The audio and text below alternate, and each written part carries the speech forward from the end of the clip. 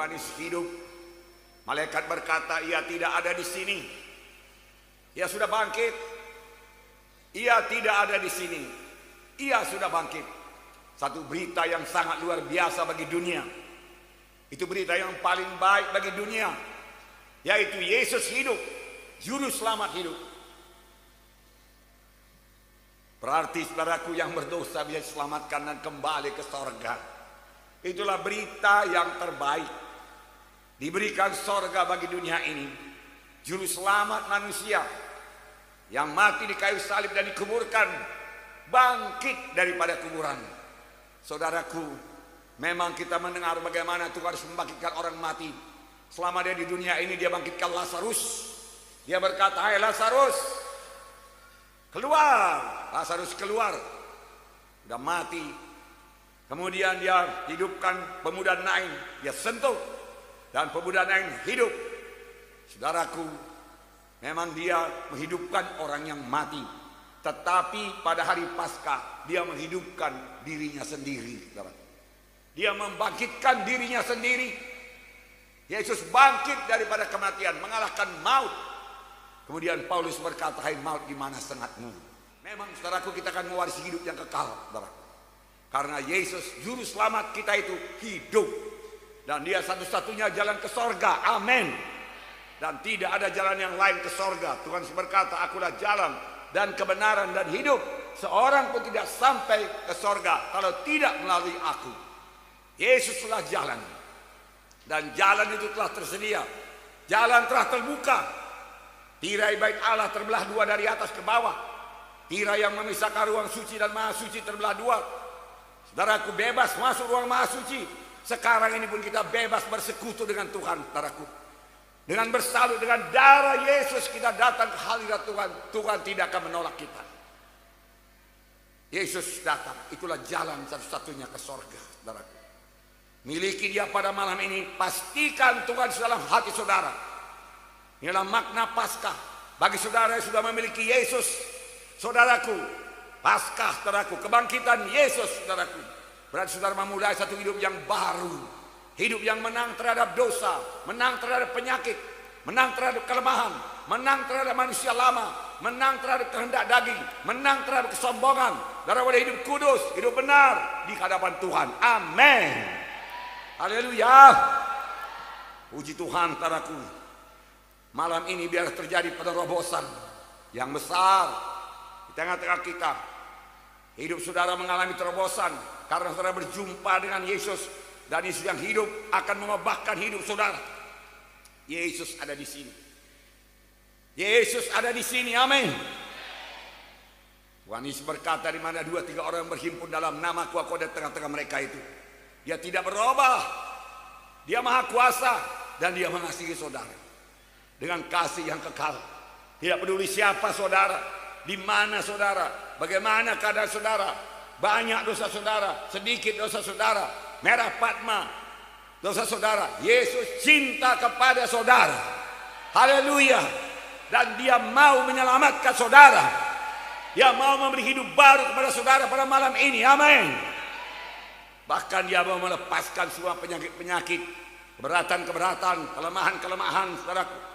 Bahkan kegagalan dalam hidup ini. Karena Tuhan tidak mau manusia gagal di bumi ini. Dari mulanya Tuhan menciptakan manusia supaya mereka berkuasa di bumi. Amin. Haleluya. Saudaraku, Tuhan tidak menciptakan penyakit, saudaraku. Penyakit bukan daripada Tuhan, saudara. Pada waktu Tuhan menciptakan manusia, Tuhan berkata amat baiklah adanya. Dosa telah masuk ke dunia ini karena Adam dan Hawa. Dan dosa menjalar kepada seluruh manusia.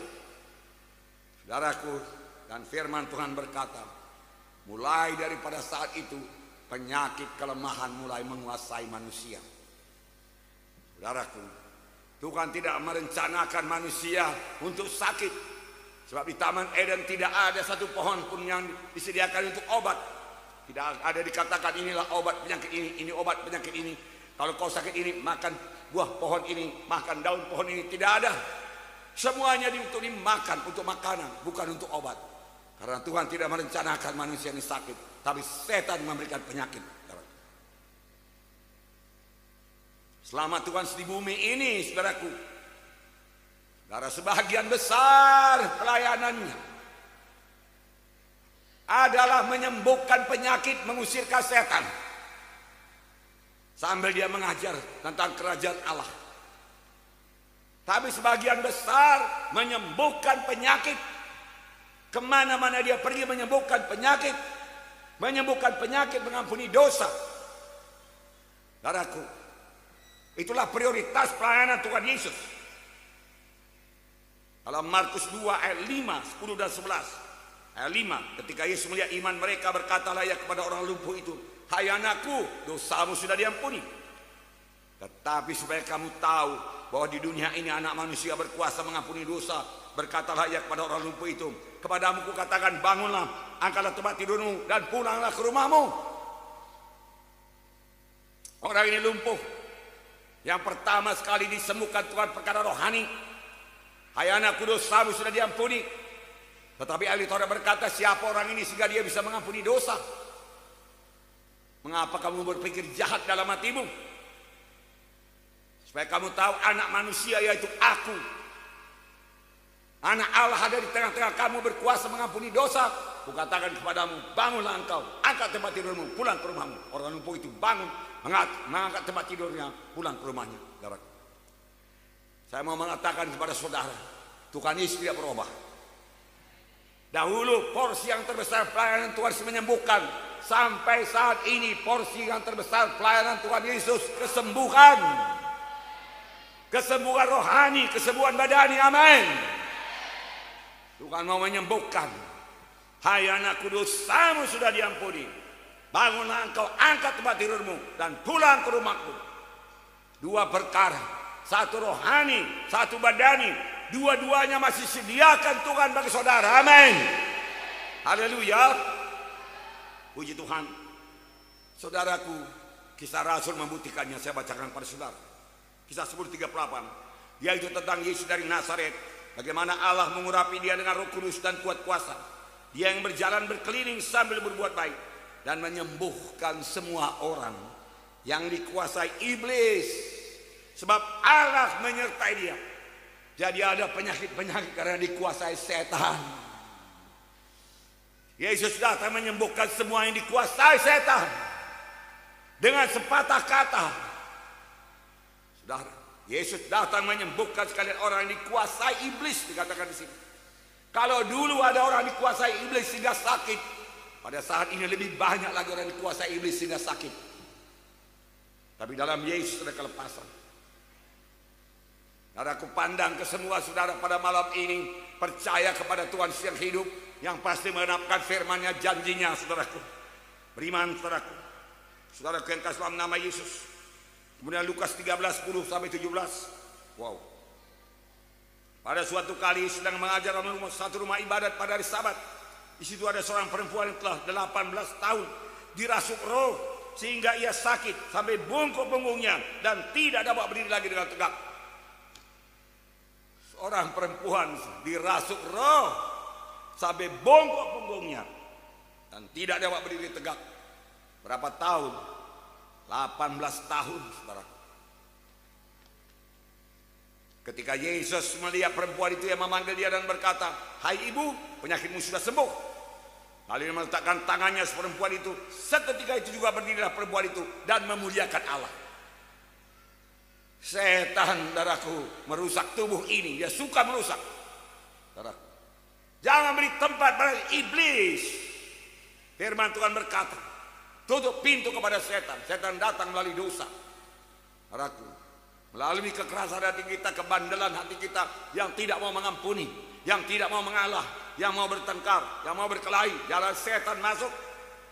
Dan kalau setan masuk, dia datang untuk mencuri, membunuh, membinasakan. Tidak ada setan iblis yang baik, semua jahat. Semua penduduk neraka itu, saudaraku. Saudaraku, Yesus meletakkan tangannya, lalu punggungnya tegak. Dan ahli-ahli Taurat, pemimpin agama marah. Sebab Yesus menyembuhkan pada hari Sabat. Mengapa menyembuhkan pada hari Sabat? Ada 6 hari itu menyembuhkan. Datanglah pada 6 hari itu untuk disembuhkan. Seolah-olah ahli Taurat ini, pemimpin agama ini, selama 6 hari memang menyembuhkan orang. Nyatanya selama 6 hari satu pun tidak dia sembuhkan. Tetapi ketika Yesus menyembuhkan pada hari Sabat, dia marah. Dan Tuhan berkata, kenapa engkau marah? Ini anak Abraham, anakku. Dia sudah 18 tahun dirasuk setan. Aku datang membebaskan dia. Tuhan berkata, kan sudah pantasnya lah dia dilepaskan pada hari Sabat. 18 tahun dia sudah dirasuk oleh setan, bungkuk punggungnya. Pemimpin agama alias terus merasa malu atas jawaban Tuhan Yesus. Saudaraku, penyakit juga datang karena kutuk dosa. Kutuk dosa. Saudaraku, Ulangan 28 berkata, segala kutuk ini datang kepadamu, akan melekatkan penyakit sampar kepadamu sampai dihabiskannya engkau dari tanah kemana engkau pergi untuk dimakduki. Tuhan akan menghajar engkau dengan batu kering, demam, kepialu, sakit radang, kekeringan, hama, penyakit gandum. Semuanya itu akan memburu engkau sampai engkau midasa. Kenapa ini jadi? Karena bangsa Israel tidak patuh kepada Tuhan. Dia melawan Tuhan. Saudaraku, dia bandel. Saudaraku, dia berbuat yang jahat. Dia berbuat dosa. Pintu terbuka kepada setan. Pintu terbuka kepada penyakit. Saudaraku, saudara, pada hari ini, saudaraku, Yesus sudah datang ke dunia ini. Dan pada waktu dia datang ke dunia ini, saudaraku, Yohanes Pembaptis melihat dia. Yohanes Pembaptis kenal siapa itu. Itulah dia anak domba Paskah, anak domba Allah yang mengangkat dosa dunia ini. Saya bacakan Yohanes 1:29. Pada keesokan harinya Yohanes melihat Yesus datang kepadanya dan berkata, lihatlah anak domba Allah yang menghapus dosa dunia. Anak domba Paskah, anak domba Allah yang harus disembelih, yang harus mencurahkan darahnya, sama seperti domba Paskah Israel, harus disembelih dan darahnya ditaruh pada jenang pintu kiri kanan dan atas untuk melindungi mereka, menyelamatkan mereka. Demikian anak domba Allah ini harus disalibkan, harus mati untuk menanggung dosa manusia. Bukan Pilatus, saudaraku, yang menyalibkan Yesus, bukan pemimpin-pemimpin agama, saudaraku. Saudaraku, Pilatus berkata, engkau juga seorang raja. Ya, seperti katamu itu. Tapi kerajaanku bukan dari dunia ini, kerajaanku dari sorga. Kalau kerajaanku dari dunia ini, tentaraku sudah berperang melawan engkau. Aku adalah raja kerajaan sorga. Engkau adalah seorang raja, ya. Untuk itulah aku datang, untuk itulah aku lahir. Aku seorang raja. Memang Yesus seorang raja yang sangat mengasihi dunia ini. Dunia ini terhilang oleh dosa, dan dia menebusnya dengan darahnya sendiri. Dia memberikan darah yang tercurah, mulai dari Getsemani, mulai daripada cambukas dari Romawi, saudara.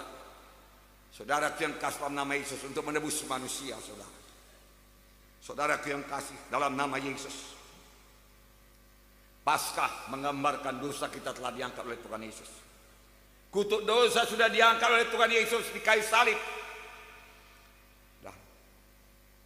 Kutuk dosa kemiskinan dipakukan di kayu salib. Berarti kemiskinan bukan milik saudara lagi. Terima Yesus, maka kemiskinan tidak ada pada saudara, tapi ada pada Yesus.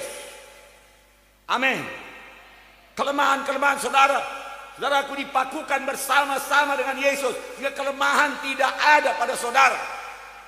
Yang ada pada saudara kekuatan baru daripada Tuhan. Amin. Haleluya.